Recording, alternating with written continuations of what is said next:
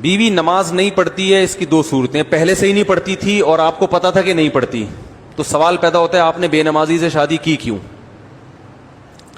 دیکھو دیندار لڑکی سے نکاح کرو، اس وقت تو دماغ میں نا عشق کا بھوت سوار ہوتا ہے،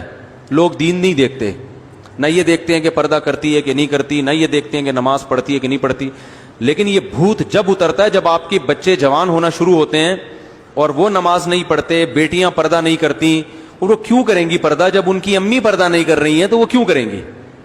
پھر آپ پریشان ہوتے ہو یار میری تو کوئی اولاد بھی میرے ٹریک پر نہیں چل رہی۔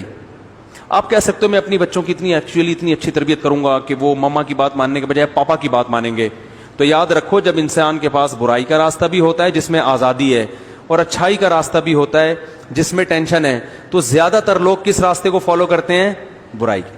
آپ کہیں گے بیٹا ڈرامہ مت دیکھو، مما خود فلم دیکھ رہی ہوں گی، انڈیا مووی